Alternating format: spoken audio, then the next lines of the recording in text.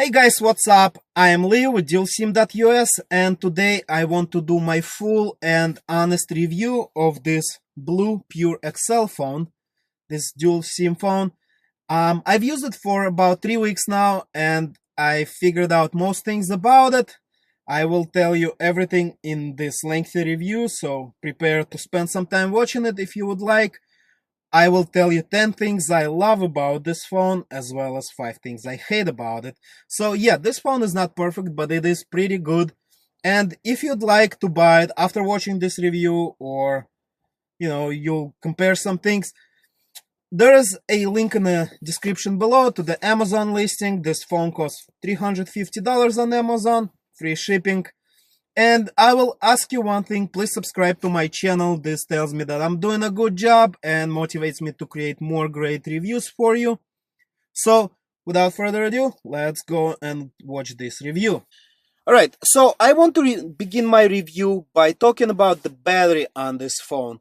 And there is 2 reasons for that. First, the battery is very important for any phone. If the battery dies, you can't use your device, so what's the point of having it? And the second thing, I actually want to do a little demonstration for you. So this phone comes with a fast charger technology. So here is the charger, you can see the specs on it. I won't talk about that, but I'll tell you this charger charges the phone very fast. So what I want to do right now, I have a 110 volt inverter in my car. So I'll plug this in and we'll plug the phone in and we'll see how fast it charges for the duration of this video. So as you can see, it's at 74% right now. I actually had to discharge it a little bit and it took me a while. Alright, so now it's charging and we're at exactly 1 minute, give or take, in this video. So we'll see how much it charged at the end of the video. Now the battery on this phone is 3500 milliamp hours, and after using it for 3 weeks, I can tell you the battery is enough to last you a whole day with moderate to heavy use.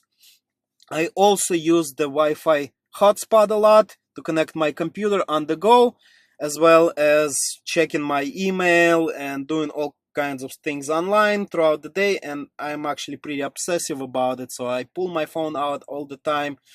It's not normal, but it is what it is. We live in the 21st century. Alright. With the battery aside, let's talk about the phone itself. As you can see, it's a pretty huge phone. Now, I don't have a big hand, but the phone is very big. 6-inch screen. The screen is Super AMOLED Quad HD resolution. It's very bright and very crisp. Now, I'm not sure about Quad HD. I don't really like it. I think this phone would be just fine with the full HD, but it's personal preferences. Let's not talk about it. Now the screen, as I said, is very bright. It doesn't flicker. There's no artifacts when you look at it. So just everything is great about the screen. Can't complain there. So the phone itself has a metal bezel around it. It's actually aluminum, and this makes the phone pretty heavy. I also think there is a back plate also made out of aluminum. So while it's heavy, it's also good for you, because if you drop it, the aluminum body absorbs the shock. Now you can see I have a slight dent over here. So on day 3 of me using it, I actually dropped the phone on a tile floor, and this created a dent but did not break the screen, which is very important. Now I've just recently made another video of me trying to fix a screen on the BLU Studio 6 LTE, the phone that I reviewed a year ago, and I actually botched it and killed the phone completely. So we'll talk about that later, but it's very important I think for this phone that it has an aluminum body, aluminum frame, so if you drop it, it actually protects your screen from cracking. Now I still recommend that you use a case with this phone, and BLU provides this. It's not a very great case, but it's it's free. You don't have to buy it separately. This is clear TPU case. It's soft, but if you do drop it, it offers 360 degrees of protection for your phone, and it has a little bump out, so if there is no big rocks and the phone lands on the screen down, you will probably not crack, hopefully. Alright, with that aside, let's look at what's under the hood. Here's the backplate. I already separated it for the most part because it's really hard to remove it, so I wanted to speed things up. Now the plate has an NFC antenna, but as many people have said, it doesn't work for Android Pay. Now I have found on XDA developers a way you can actually use it for Android Pay. I'm not gonna talk about it right now because I don't use that service and I didn't really research it that well, but you can go to a forum for this phone. It's on XDA developers, and I believe to use Android Pay you actually have to install an HTC launcher. So with that aside, let's look at the back. Here's the battery. It's non-removable. Here are your two SIM cards. So I have two T-Mobile SIM cards in there. Now they both have LTE, and the good thing about this phone, you can actually switch data connection without taking out the SIM cards, without doing it physically. You can do it in the settings, and I'll show you how it works. But let's continue. So there is a micro SD card reader, so you can expand this up to 128 gigabytes, I believe. If you are going to use an SD card to expand your storage, you should first format it FAT32 for this phone to read it. Now, here is a 24 megapixel camera. The camera is awesome on this phone. I'll show you a little bit later. A dual flash, and you can actually turn the flash on and off while recording the videos. I pressed something with my fingers, so. Alright, and one of the most important things about this phone, and one of the things I really love about it, is a fingerprint scanner. So I'll show you how that works right away, because I can't talk more about it. I really love this feature. So basically, you can have a password or a pattern on your phone, but if you use a pattern, this is especially a security risk, because when you draw a pattern on the phone, there is a line of your fingerprints that stays on the screen, and if you do lose your phone and you didn't wipe the screen, people will be able to unlock your phone. If you have a password or like a PIN code, it's not as bad, but still. So, and fingerprint scanner adds a lot of convenience to you. So basically, this phone does not have a knock-on feature like LG phones do nowadays, but if you just press your finger on a fingerprint scanner, it unlocks the phone. Very easy. You can add multiple fingers, so you can have one for yourself, one for the left hand, one for your wife, one for the girlfriend, whatever, you know. As many as, well, I'm not sure how many you can have, but I have two fingers, so I can unlock it with my index finger on the left hand as well as on the right. So all you do is you just press here. So this is a touch sensitive, not pressure sensitive, so you don't really need to press hard on it. Just go like this. It scans your finger and unlocks the phone. Let's continue. The physical buttons on this phone, you have 3 capacitive touch buttons on the bottom.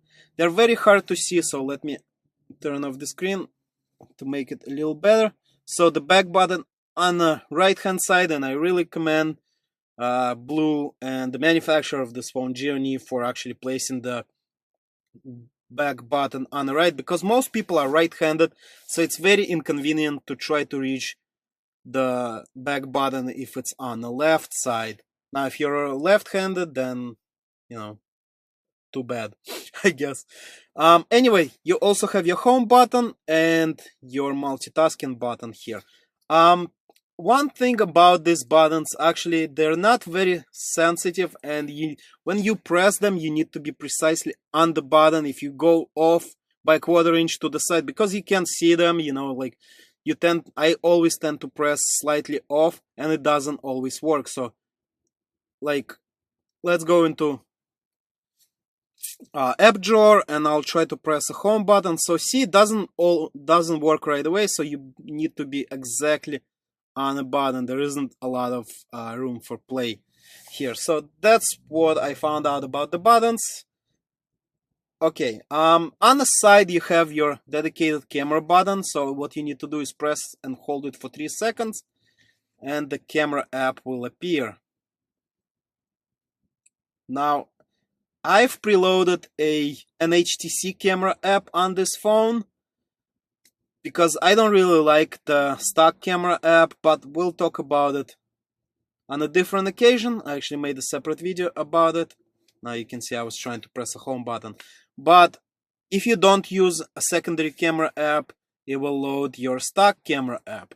So I will talk about the camera next, but let's just finish the physical buttons and all that good stuff. So you have your power button on the right side, also your volume rocker on the right side. There is nothing on the left edge. Your charger connector, micro USB connector, is on the bottom, and headphone jack on the top. So that's about it for the hardware part of it. Now this phone is pretty heavy, about 207 grams, I believe, without the case. So, you gotta be prepared for using a large and heavy phone. Okay, so next let's talk about the camera, and I will use a stock camera app for this review because you probably won't have the HTC camera app installed anyway. Right, so you can record videos in 4K, in 1080p, and in HD, which is 780p. So you can do a lot of video recording in different modes. It has, I believe, let's turn on the video mode. So it has the anti-shake function and your white balance. So the camera app is actually pretty advanced. There's only a small glitch with it. So when you switch modes, the icons don't change. So you see the video icon is on the top, but actually now it did change, but sometimes it doesn't. It's a little buggy, and I hope BLU fixes it. Now okay, now we're in picture mode, so you can set your resolution to 24 megapixels, which I think is crazy. Unfortunately, it's 4:3 format, so it's not widescreen. Now I always go for something like 8 megapixels and 16:9. That's my favorite resolution, so I usually don't have to resize the pictures. And I'll take a picture real quick, not on camera, so you can see the quality of it. Alright, so I took a picture inside my car. Let's focus and zoom in. Pretty clear. Now there is a sun glare inside, so it kind of skews the white balance. And also what you see on your screen, it looks a little blue, and that has to do with the white balance on my camera, so don't mind that. Overall, the camera is great. The camera app is also pretty good, except for those couple of bugs about switching the modes. And what I have found out in my using this phone is when you take pictures in a low light or videos in a low light, they actually come out pretty bright. The camera has pretty good low light functionality, so it captures a lot more light than there really is. So when the sun goes down, you can still see what's going on if you record the video or take a picture. So pretty good camera, I really love it, and that's another reason that made me switch to this phone full time from the LG G3, because the phones I've reviewed before, they didn't have a good camera, which is very important to me. Now the dual SIM function, that's what I wanted to talk to you about. So let's go to settings. Now you can go into dual SIM settings here. You can set up primary SIM for phone calls, so SIM 1 or SIM 2, or you can also make the phone ask every time. You can do the same thing for messages, ask every time, or select a default SIM. And here's what I was talking about as far as switching the data source. So you can choose SIM 1 or SIM 2 for the data, and it will just take about 20 seconds to switch. So we're gonna leave this screen. You can see both SIM cards disconnect, then they will reconnect, and SIM 1 will become active as far as data goes. Okay, so let's talk about performance on this phone. I've from day one it was very snappy. I haven't had any issues as far as using this phone, as far as speed and performance, even when like using multiple apps, heavy apps. The only app I'm having problems with is the Udemy app, but if you read reviews on the Play Store, it's actually the app that sucks. It's really buggy and everybody is complaining about the performance on it. So I've installed Antutu benchmark and I've ran the test. We're not gonna do it here, but you can see the score and let's see the rankings. So this phone ranks above every phone from last year, but you need to understand that this is not the best CPU out there, but it's very good. It's not as fast as, you know, top phones from this year, but it's still very good, very fast. And if you've watched my gaming performance review, I've had Mortal Kombat X and a Batman game and Modern Combat, and they all worked flawlessly without any stutter, without any hiccups. Just a great performance. So no complaints in that department. There is no glitches, no hang-ups. Now let's talk about software. So this phone comes with Android 5.1 Lollipop, but by default it uses this pretty annoying launcher that comes with the phone. It's basically like this iPhone style where all your apps are on the home screens. So the first thing I did when I got the phone, I installed a Google Now launcher. So now I have 3 screens and I have an app drawer. So all my apps are in here. Now you can use any launcher of your choosing. I chose that one because I actually use Google Now a lot for searching and for just doing things. So Google Now launcher works fine for me, and it's pretty advanced, you know, but still easy to use. Okay, a very annoying thing that really kind of threw me off in the very beginning. So I am used to you pulling down the notifications, and you know, you have your power toggles here on the top. So I thought this is it, but then it brings up some noise management. So very confusing. And after using this phone for, you know, like 5 minutes, I finally figured it out. Your power toggles are on the bottom, so you have to swipe from the bottom. Let me do it again. And you can actually modify this.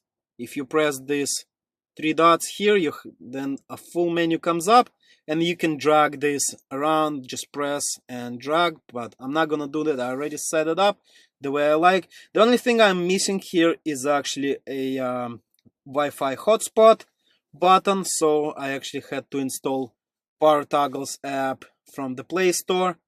And so now if I want to turn on anything that I need, any service, so for example hotspot, I just press there, or Bluetooth, or a flashlight. But also this is quite convenient because you can have your calculator. I use calculator a lot. I set up the torch so you can turn on the light, the backlight, so flashlight on the phone. And I won't use the power toggles if I could get the Wi-Fi hotspot on this menu.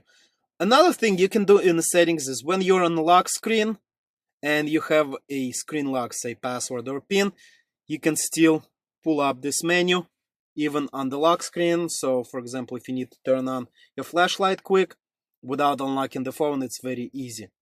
And that's what I like about it. So another very important thing about this phone and the software part of it is the fact that BLU, the seller of this phone, does not provide a lot of support as far as software updates go.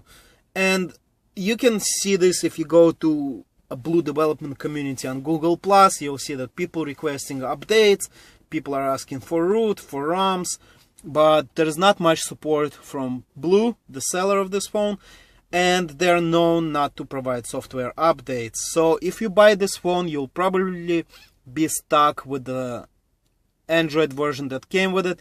Maybe they'll issue an update here and there, but you know, don't expect much.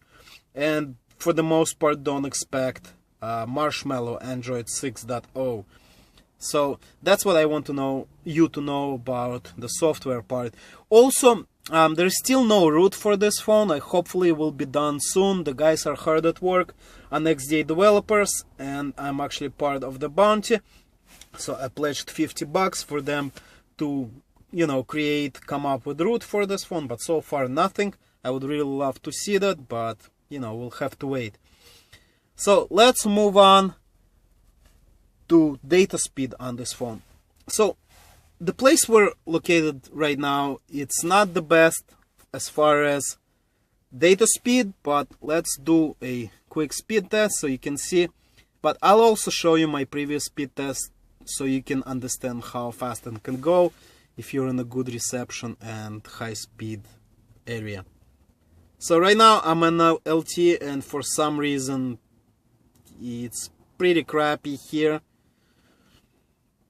I expect my upload speed to be actually much faster, yeah. So it's probably something to do with this area, because we're right by the river. Let me show you. Right there.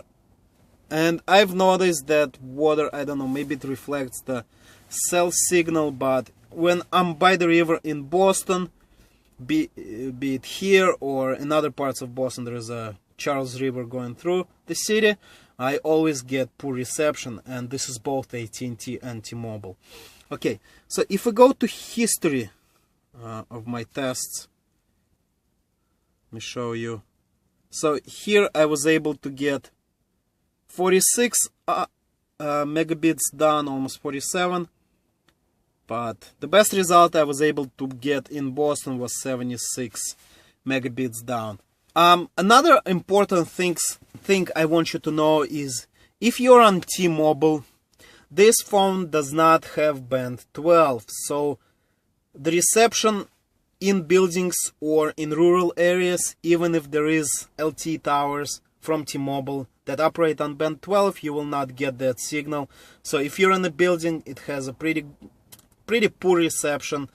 Depends on the building itself, but generally you can't expect much. And also it doesn't have T-Mobile's Wi-Fi calling, because this is an unlocked device. If you are on T-Mobile, you have a poor reception in your house, I recommend that you get LTE speed booster. I have one in my house. It actually does a good job. But another thing, the LTE speed booster does not help your SIM, your inactive SIM. So here's an example. I'm in my house, my SIM 1, the one that has data, and LTE booster is working. I get pretty good reception on that SIM, but SIM 2 for some reason sometimes loses signal altogether, completely disconnects and is looking for signal. Now I don't know why that is, but the way I understand how it works is the active SIM is LTE, but inactive is always on 2G. So inside my house, I guess the 2G data is 2G connection is very poor, and LTE speed booster doesn't help that. So okay, important things.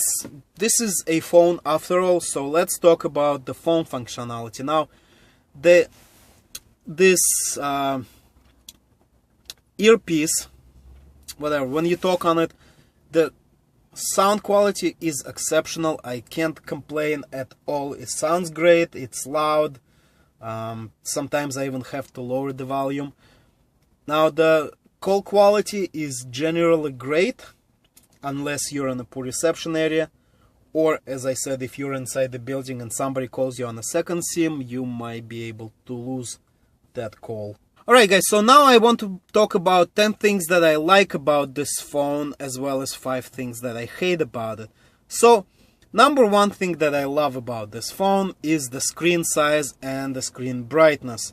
Now, 6 inches is a huge screen for a phone. It's not super convenient when you try to reach something with your finger, and I don't have big hands, so sometimes it's inconvenient. But overall, the 6-inch size, I can do my things. Like in the browser, I often do, I check my Google Analytics, and sometimes I need advanced reports, so I can actually see them well on a 6-inch screen. Now, watching videos, Netflix, Twitch, YouTube, it's great. And the screen is super bright. Now, I have perfect vision, but for me, a very important thing in the phone is the screen brightness. And I've actually passed on a few pretty good phones in the past because they were not bright enough for me. So, and also same goes for computers. I now can only use Macs merely because of the screen. I don't even care for the Retina on the Macs, but the screen brightness is exceptional on those computers, and most of the Windows PCs today just have garbage screens. So that's number one. I love the screen on this thing. Number two is the dual SIM. So it's very important for me because I have two SIM cards, two phone numbers, that one for personal use, one for business use. And I don't want to carry two phones around. It's really inconvenient. You sometimes forget one of them gets discharged. And just, you know, having everything in one place is so convenient. So dual SIM is great, and you can actually switch data source very easy, no problems with that. Number three, and maybe I should have put it as number one, and that is a fingerprint scanner. Guys, I can't tell you enough how much I love this feature on this phone.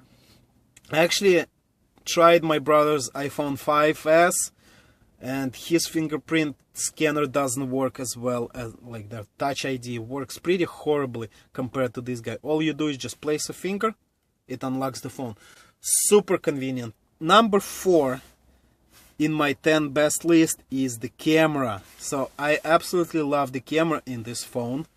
It's the low light performance. It's now getting dark. You can see the sun is setting down, and the low light performance when you shoot videos with this phone is exceptional.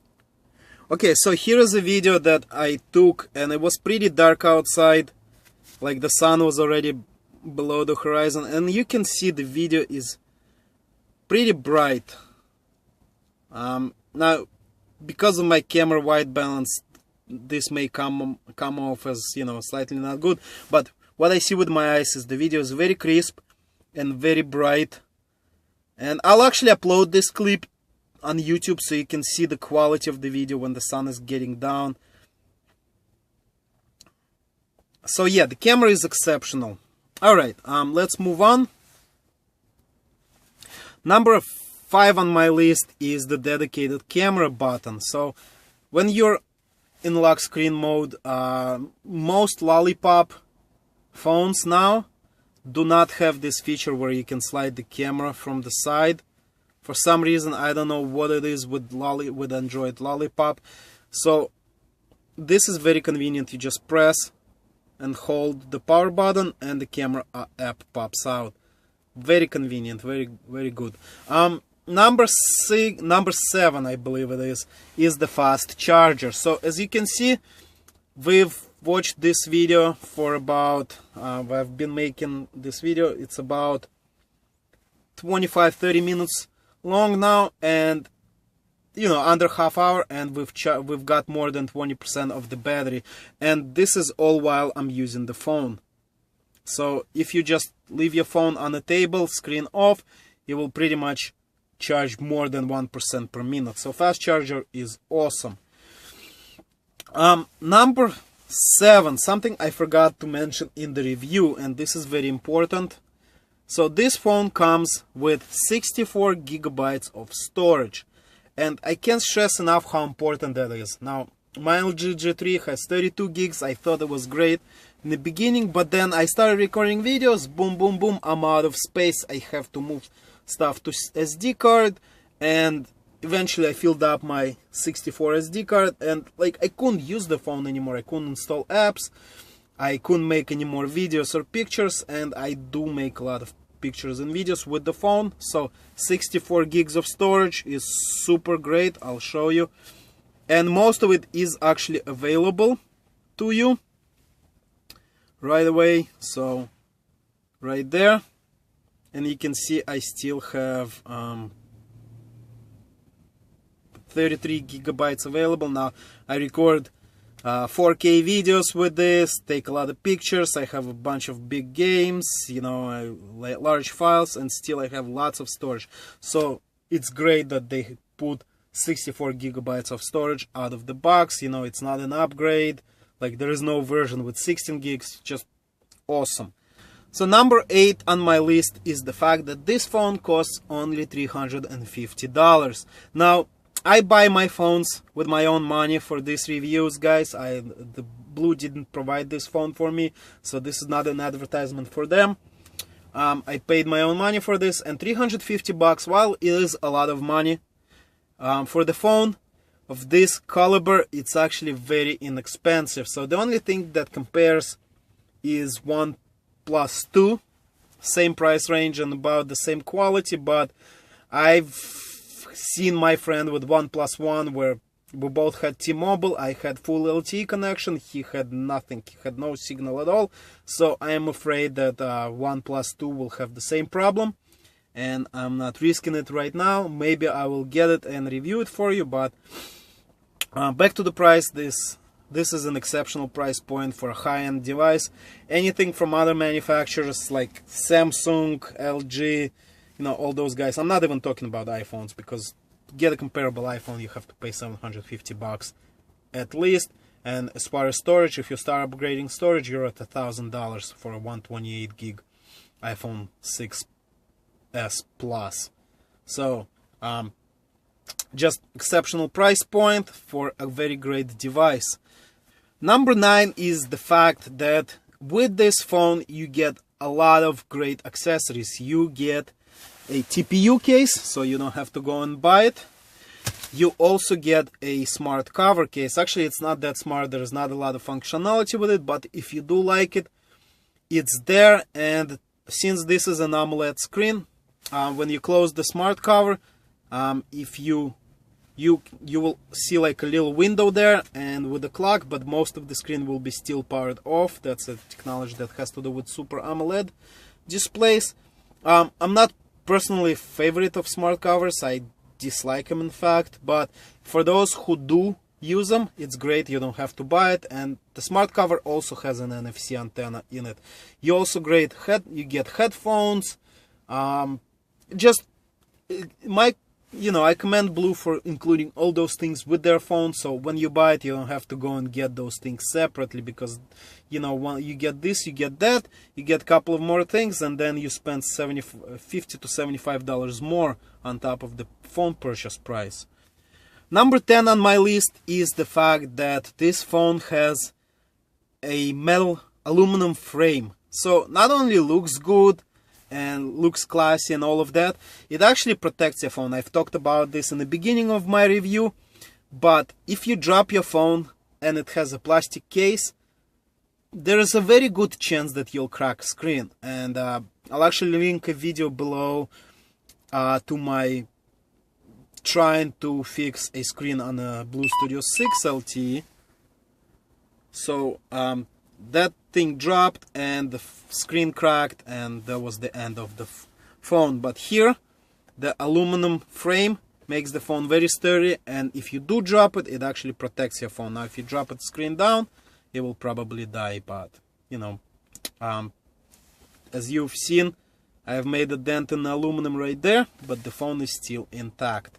Okay, so this is my top 10 things that I love about this phone. So now let's talk about things I hate.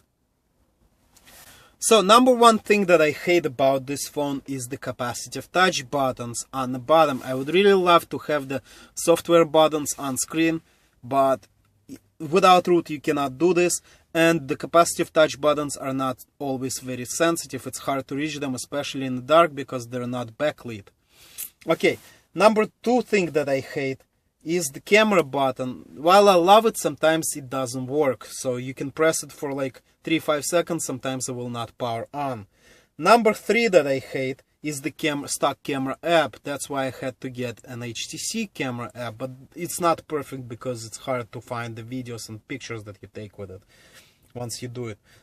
Number 4 is this phone is very big. Guys, I don't have big hands, and when I'm driving, it's very hard to use it with one hand, so no texting and driving for me, unfortunately. I know it's illegal, and of course I'm joking, but still, it's hard to reach things across the screen on the top holding it with one hand. And number 5 thing that I hate is lack of software updates. Now I expect to never receive Marshmallow, Android 6.0, and also there is still no root, and BLU is not helping developers achieve that by not providing any support, so no kernel sources, none of that. Unfortunately, it is what it is. I really hope those guys make some progress and create root, but so far, no luck. Once there is root, I will make a video how you can root your phone. Okay, so this concludes my review. I've pretty much discussed everything there is about this phone. Now we're back to the battery. As you can see, we started with 74%. This video is about 35-40 minutes now, and we're at 98. So we've charged 24% while having the screen on and using this phone.